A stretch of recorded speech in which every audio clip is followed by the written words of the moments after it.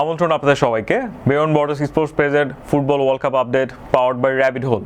আমি রাহাত অনেকদিন পরে আপনাদের মাঝে আবারও চলে আসলাম ফুটবলের কিছু বার্তা নিয়ে। আমরা ওয়ার্ল্ড কাপের দ্বিতীয় রাউন্ড গ্রুপ পর্যায়ে দ্বিতীয় রাউন্ডের সবগুলো খেলা অলরেডি দেখে ফেলেছি। দ্বিতীয় রাউন্ড শেষে কিছু কিছু দল যারা অলরেডি রাউন্ড অফ 32-তে কোয়ালিফাই করেছে এবং কিছু কিছু দল যারা এখনও প্রত্যাশা করছে রাউন্ড অফ 32-তে আসবে, এমন কিছু বিষয় নিয়ে আজকে আমরা আলোচনা করব। এবং এবার বিশ্বকাপে আপনার এবং আমার মতো আমরা সবাই একটা পঞ্চমুখী লড়াই দেখতে পাচ্ছি, এবং যেটা আমরা যারা ফুটবল প্রেমী রয়েছে আমাদের জন্য খুবই আনন্দঘন একটা মুহূর্ত। আমরা এবার লিওনেল মেসিকে দেখলাম হ্যাটট্রিক করলেন এবং পরের ম্যাচে দুটো গোল করলেন, অসাধারণ। আমরা দেখলাম রোনালদো লাস্ট ম্যাচে অসাধারণ দুটো গোল দিলেন। আমরা দেখলাম এমবাপ্পে চারটি গোল দিলেন দুটো ম্যাচে। আর্লিং হাল্যান্ড একই ধারায় অব্যাহত রয়েছেন। ইয়ামাল অ্যাসিস্ট গোল দুটো ক্ষেত্রেই তার নাম তার ওয়ার্ল্ড কাপের খাতায় উঠে গেছে।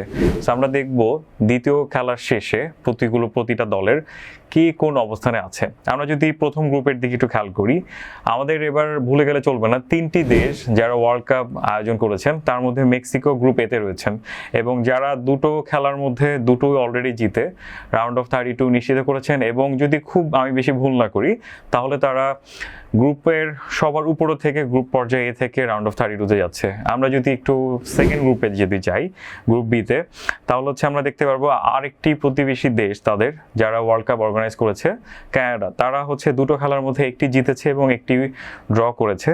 সো আমরাও আশা করতেছি তারা খুব ভালোভাবে এবং সম্ভাবনা বেশি তারা গ্রুপ চ্যাম্পিয়ন হয়ে সেকেন্ড রাউন্ডে যাচ্ছে। আমরা যদি পরের গ্রুপে যাই, গ্রুপ সিতে আমাদের সবার পছন্দ ব্রাজিল আছে এই গ্রুপে, যদিও তারা প্রথম ম্যাচটাতে একটা ছোটোখাটো হোঁচট খেয়েছিল, এটা খুব স্বাভাবিক। আমরা দ্বিতীয় ম্যাচে দেখলাম তারা খুব বেশ বড়সড় একটা কামব্যাক করলো এবং তারা 3টি গোল দিল। এবং আমি যদি খুব বেশি ভুল না করি তারাও সি গ্রুপ থেকে গ্রুপ চ্যাম্পিয়ন হিসেবে তারা কোয়ালিফাই করবে। এবং আমরা যদি এর পরবর্তী যদিও তাদের যে খেলাটা রয়েছে স্কটল্যান্ডের সাথে, বাট ব্রাজিল যে পরিমাণ ছন্দে রয়েছে আমরা খুব ভালোভাবে আশা করছি তারা খুব ইজিলি হয়তো ম্যাচটা জিতে এখান থেকে চলে আসবে। আমরা যদি গ্রুপ ডি এর দিকে লক্ষ্য করি, ইউএস যারা ওয়ার্ল্ড কাপের আরেকটা অর্গানাইজার কান্ট্রি, পোচেন্তিনোর নেতৃত্বে তারা অসাধারণ কিছু পারফরমেন্স দেখাচ্ছে। দ্বিতীয় ম্যাচে তাদের বেস্ট যে প্লেয়ার সে ছিল না, এর পরেও তারা খুব ইজিলি ওখান থেকে জয় নিয়ে মাঠ থেকে ওঠে এবং তারা গ্রুপ চ্যাম্পিয়ন হিসেবে মোটামুটিভাবে আমরা বলেই দিতেই পারি তারা নিশ্চিত হয়ে গেছে এবং তারা খুব ইজিলি রাউন্ড অফ 32-তে কোয়ালিফাই করছে। গ্রুপ ইতে রয়েছে জার্মানি, যারা এবার ওয়ার্ল্ড কাপে একটা অসাধারণ শুরু করেছে। তারা 2014-র পরে একটা অসাধারণ কামব্যাক করেছে। যে টিমটা গ্রুপ পর্যায়ে পেরোতে পারছিল না, তারা এবার গ্রুপ চ্যাম্পিয়ন হিসেবে রাউন্ড অফ 32-তে আসতেছে এবং তাদের সাথে যারা রয়েছেন তার মধ্যে আইভরি কোস্ট অন্যতম দাবিদার রাউন্ড অফ 32-তে আসার জন্য। এবং জার্মানি এবার যে ছন্দে রয়েছে, আমরা সবাই আশা করতেছি জার্মানি বেশ কিছুটা দূর পর্যন্ত যাবে এবার ওয়ার্ল্ড কাপে এবং তাদের রাউন্ড অফ 16-এ দেখা হওয়ার সম্ভাবনা রয়েছে ফ্রান্সের সাথে। এবং পুরো ফুটবল বিশ্ব তখন দিকে তাকিয়ে থাকবে, Germany or France wheel win this match. So আমরাও এই অপেক্ষাতে রয়েছি। আমরা যদি পরের গ্রুপে তাকাই, গ্রুপ এফ, যেখানে রয়েছে নেদারল্যান্ড, জাপান, সুইডেন এবং তিউনিসিয়া। এই গ্রুপের মধ্যে নেদারল্যান্ড একটা অসাধারণ কামব্যাক করেছে প্রথম ম্যাচের পরে, এবং আমাদের এশিয়ান শক্তি জাপান, যারা আমাদের এশিয়ার গর্ব সবসময়, যাদের ওয়ার্ল্ড কাপ হিস্ট্রিতে বেশ কিছুটা দৌড়, সেমিফাইনাল পর্যন্ত একটা দৌড়ের রেসে আমরা অলরেডি তাদেরকে দেখেছি, তারাও এখন পর্যন্ত রাউন্ড অফ 32 খুব কাছাকাছি রয়েছে। সুইডেন, তাদের টিম কম্বিনেশন, তাদের অ্যাটাকিং স্ট্রেংথ খুবই স্ট্রং, বাট এর পরেও তাদের ডিফেন্সিভ এবং তাদের মিডফিল্ডের জন্য তারা এখনও কিছুটা ভুগছে। বাট যেহেতু টপ 3 যাওয়ার সম্ভাবনা রয়েছে এখনও, সো সেক্ষেত্রে আমরা আশা করতেছি নেদারল্যান্ড হয়তো গ্রুপ চ্যাম্পিয়ন হিসেবে, রানার আপ হিসেবে জাপান, এবং 3 নম্বর দল হিসেবে আমরা সুইডেনকে দেখতে পাচ্ছি গ্রুপ এফ থেকে। Group G, the Egyptian king এখানে রয়েছেন মোহাম্মদ সালাহ, এবং ইজিপ্ট তার ওয়ার্ল্ড কাপের হিস্ট্রিতে ফর দ্য ফার্স্ট টাইম তারা গ্রুপ পর্যায়ে বিজয়ী হয়েছে এবং তারা বর্তমানে নিঃসন্দেহে রাউন্ড অফ 32-তে কোয়ালিফাই করছে। এবং এই গ্রুপে অন্যতম আরেকটা দাবিদার দল বেলজিয়াম, তারা দুটো ম্যাচের মধ্যে দুটোই ড্র করেছে। সো যদিও আমরা এই দলটা নিয়ে খুব বেশি আমরা হোপফুলি না, আমরা অনেকেই হয়তো তাদেরকে ওভাবে করে কাউন্ট করতেছি না, বাট যেহেতু ডি ব্রুইনা, লুকাকু এই দলটাতে রয়েছে, এছাড়াও আরও অন্যান্য ডুয়ে রয়েছে এই দলে, সো আমরা আশা করতেছি এরপরও এই দলটা হয়তো রাউন্ড অফ 32-তে আসবে এবং এই দলের থেকে ভালো কিছু আমরা যারা ফুটবল প্রেমী তারা দেখতে পাবো। আমরা যদি এর পরের গ্রুপে আসি, স্পেন তারা প্রথম ম্যাচে ড্র করে, দ্বিতীয় ম্যাচে তারা একটা অসাধারণ কামব্যাক করে, ইয়ামাল ছন্দে ফিরেছেন এবং তাদের যে নিকো তারা হয়তো এখনই শুরু থেকে নামছেন না, হয়তো পরের ম্যাচগুলোতে আমরা রাউন্ড অফ 32-তে ওনাদের দুজনকে একসাথে দেখব।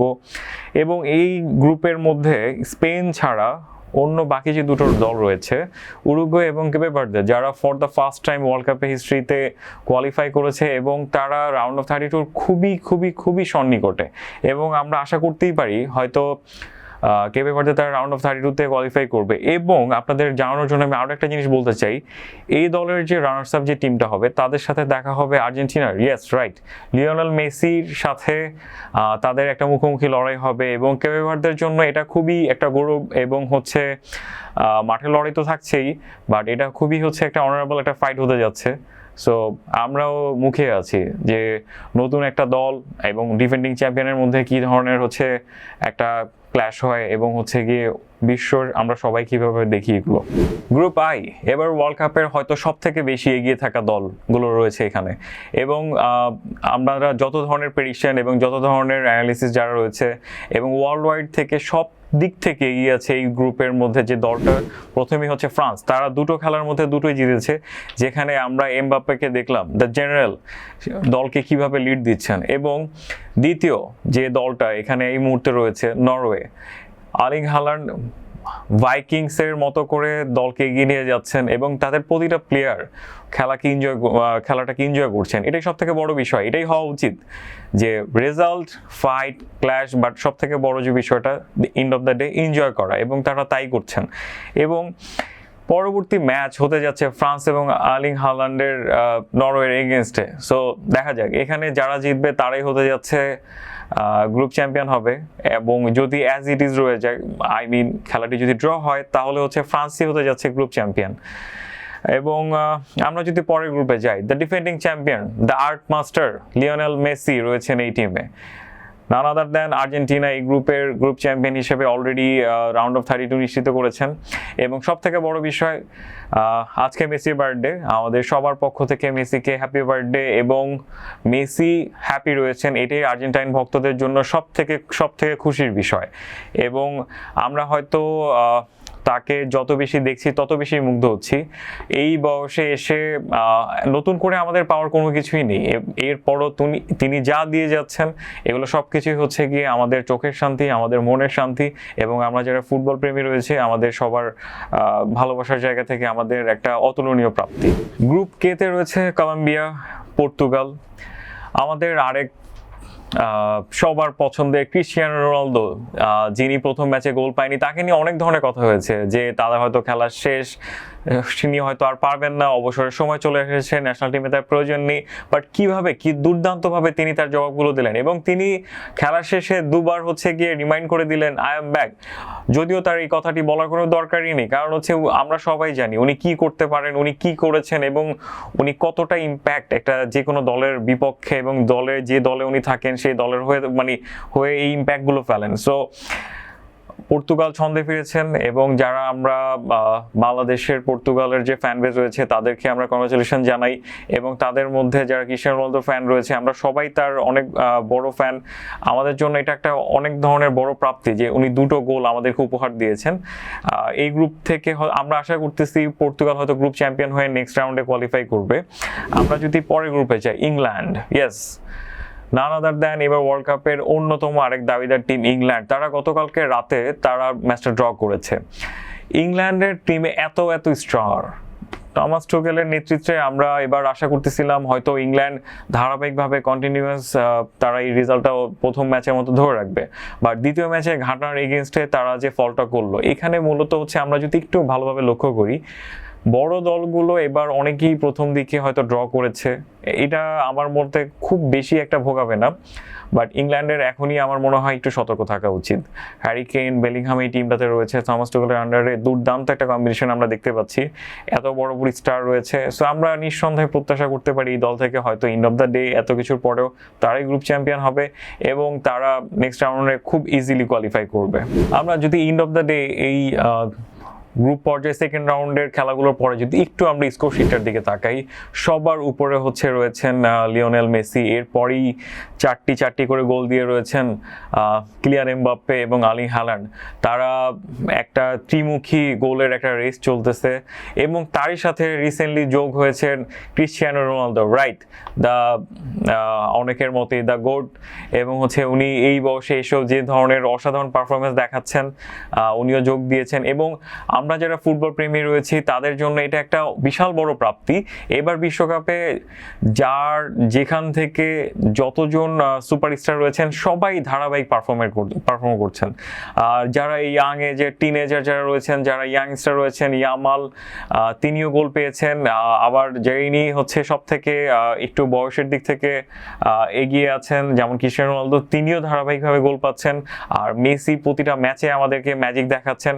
সো এটা এন্ড অফ দ্য ডে আমাদের জন্য একটা ব্লেসিং। এবং আমরা যদি একটু অ্যাসিস্টের দিকেও লক্ষ্য করি, সেখানে আমরা একটা নামে আপনাদেরকে মেনশন করে যে মাইকেল অলিসে, উনি 3টা অ্যাসিস্ট করেছেন। সো এমবাপ্পের গোলগুলোর পিছনে তার একটা অসামান্য ভূমিকা। So end of the day Michael অলিসে ফ্রান্সের জন্য অন্যতম একজন বিশেষ প্লেয়ার হিসেবে ইম্প্যাক্ট রাখতে পারেন এবং উনি খুবই ইম্প্যাক্টফুল। এবং আমরা শুনলাম প্যাট্রিক ভিয়েরা দাবি করেছেন যে উনি ভ্যালেন্টিয়ার জেতার জন্য যা যা দরকার ওনার মধ্যে তার সব কিছু রয়েছে। সো যদি আপনার ভ্যালেন্টিয়ার জিততে হয়, আমরা দেখেছি প্রতিটা প্লেয়ারকে ন্যাশনাল টিমে, ক্লাবে এবং ফ্রেন্ডলি ম্যাচে সব জায়গাতে ইম্প্যাক্ট রাখতে হয় এবং মাইকেল অলিসে এখন পর্যন্ত সেগুলো করে যাচ্ছেন। সো এখন দেখার বিষয় আফটার দিস ওয়ার্ল্ড কাপ ভ্যালেন্টিয়ারটা কে জিতে। সো জানিয়ে দিন আপনাদের মতামত আমাদের কমেন্টের বক্সে এবং আমি অপেক্ষা করছি আপনার পোস্টের জন্য। Thank you.